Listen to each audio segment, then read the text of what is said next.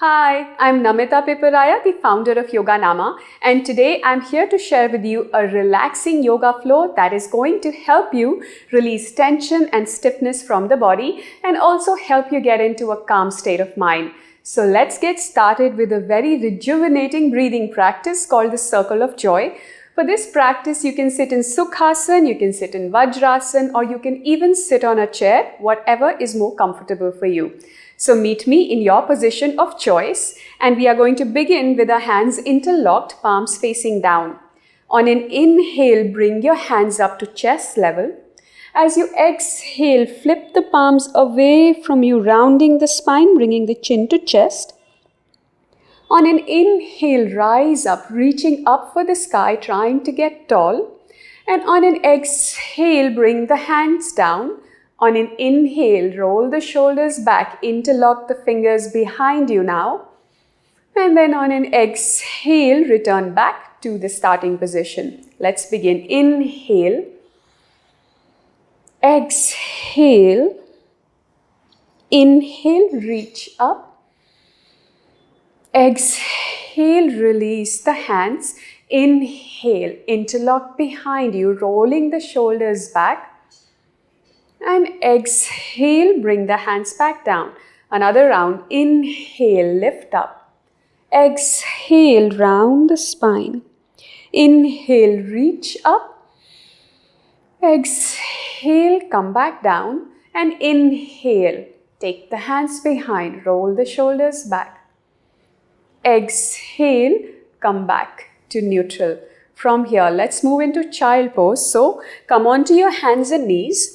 Widen the knees slightly, bring the toes or the big toe to touch and sit back, walking your hands forward, coming into this wide knee child pose and resting your forehead to the ground. Inhale and exhale here. Using this time to improve the length and quality of your breath. We can find that relaxation, that calmness through the breath in the body as well. From there, roll forward, coming back onto your hands and knees. We will come into this tabletop position. Make sure your wrists are below the shoulders and your knees below the hips, so you make a nice table-like posture. From here, we move into cat-cow. So on an inhale, lift your neck up. Bring the navel towards the floor, and on an exhale, push the ground away, rounding yourself into the cat posture. Moving to cow, inhale, bringing the chest through the arms, so dragging the hands back isometrically, and exhale, round the spine. One more time, inhale, draw the palms back. Bring the chest through the gateway of your arms and exhale, reverse the movement, rounding the spine. Inhale, back to neutral. Adding a variation now. So on an inhale, shifting the hips to the left and the shoulders to the right, crisscrossing your way back, making sure your neck remains a part of this movement. Just do this variation of cat-cow, finding some fluidity in your spine and your shoulders as you do this. Just crisscrossing one side to the other as we find some nice release in all the tension we carry in the shoulders and the spine. And let's switch sides now. Let's do this to the other side, which may be a little confusing. Just play along with the practice. Don't worry about whether you get it right or not. The point is to move. So shifting the hips to the right and then forward one more time here. Rolling yourself and returning to neutral. From here, walk your hands forward. Make sure your hips stay above the knees and bring your forehead to the ground while keeping your elbows off the floor. Coming into this variation of the child pose called Nikunjasana, getting a deeper stretch in the shoulders. If and only if you feel comfortable, you can work on bringing your chest towards the ground. But that's not necessary. You can stay with the previous variation and breathe into it. One more breath here. And exhale, release, and slowly walk your hands back halfway, and from there tuck the toes in, rise up into downward facing dog. You can also walk this posture by bending one knee at a time in case it is difficult to find the heels towards the floor. Feel free to work one heel back at a time. And after doing a few rounds of these, if you feel comfortable, come into downward dog or stay in this variation with the knees bent and heels lifted. Remember, either variation is fine. Choose something that works for you today. And from there, bring the right foot between the palms and bring the left knee down to stay in this Ashwasanchalan position and take a breath. Inhale and exhale completely. And then rise up into Anjaneyasana, which is like a low lunge. Now the only thing I want you to avoid here is don't do this. Don't let the stretch go into your back. Shift back a little bit. You should be feeling it in your left hip flexor, which is the area right here. It is stretching by virtue of your knee going behind the hips. Now let's add the upper body into this. Take your left hand up overhead. Bend the elbow and then grab hold of the left elbow with the right hand and bend towards the right side. Allowing the breath to help you move and stay into this posture. Inhaling and exhaling. Feeling the expansion in the chest as you inhale. And a little relaxation which allows you to sink deeper as you exhale. And then slowly release. Bring both hands down on either side of the right foot. Take the right hand up overhead to come into this thoracic spine opening where your upper body opens up a bit. As you take your hand, reach it up towards the ceiling and then take the right hand back as if you want to touch whatever is behind you. Maintain that activation and then, if comfortable, lift the back foot off the floor. Grab hold of the ankle with the right hand and kick back into the hand with the ankle, simultaneously looking back to hold the posture. So it's a twist. It's also a good stretch for the hip flexors and the quads. And gets the upper body into the mix as well. Let's take a breath here. Inhaling and exhaling. And then release.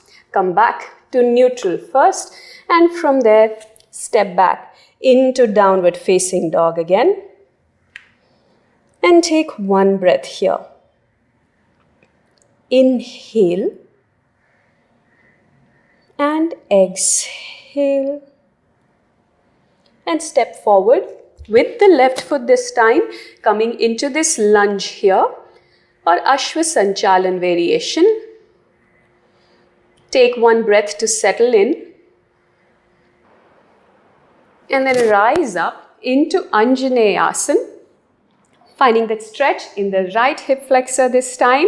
Again, make sure that you don't sink all the way down. Come to about 70-80% of your capacity by shifting back a little bit and working on pressing the hips forward evenly and equally. From here, we take the right hand up overhead and bend it at the elbow.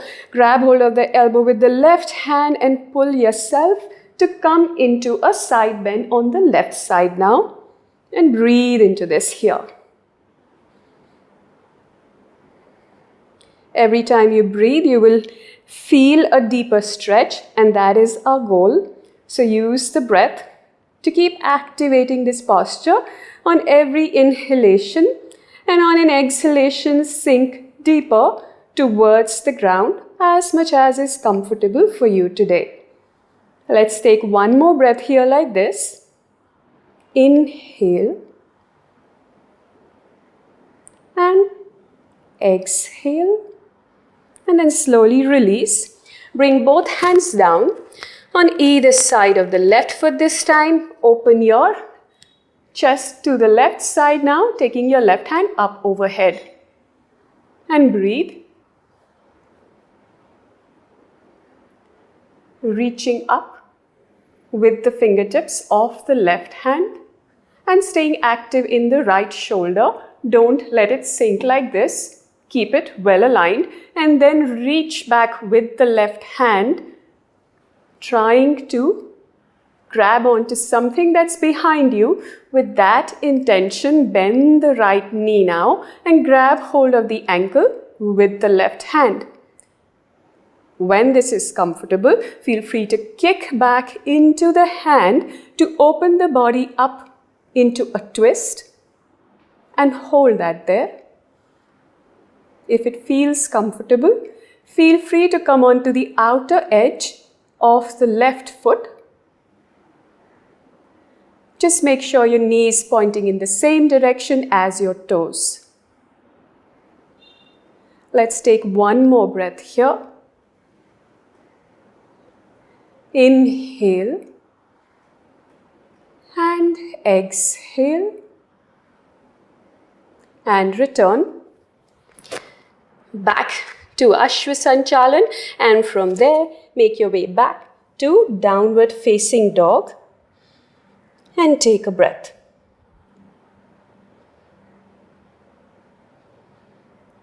Let's bring the knees back down on the floor. We're going to transition to lying down on our back.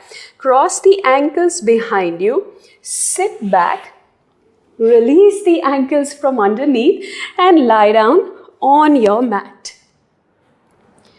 Bring the right knee to the chest. If you have any kind of discomfort in the knee, please hold on to the leg from behind the knee around your hamstrings. And on an exhale, lift up, bringing the knee to nose.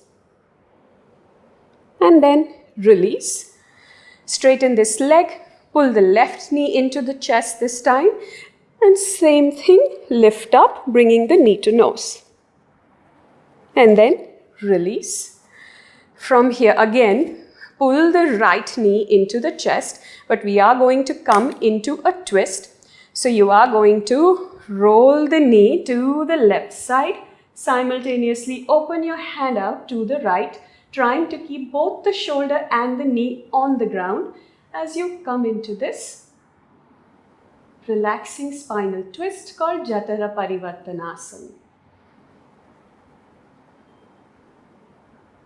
Twisting is very good for the spine and the mind. So this is a good practice to do before pranayama or meditation practice as well. Let's return and do this on the other side. Pull the left knee into the chest and drop the knee to the right as you take your vision or drishti to the left side. So right knee and right shoulder simultaneously trying to be in contact with the ground. If you have to choose one, I recommend stabilizing the lower body and bringing the knee to the floor and making your way towards the ground with the shoulder gradually and mindfully. Let's return back to the mat with the knees bent, and from here place one palm around the navel, the other palm around your rib cage, the lower ribs, and take this time to focus on your breathing, observing the rise and fall of the belly and the chest with every inhalation and exhalation. Remember, when you inhale, belly and the chest rise, and as you exhale, they return back to neutral. One more breath like that. Inhale and exhale, and then straighten the legs. Let your hands rest by your side to move into Shavasana.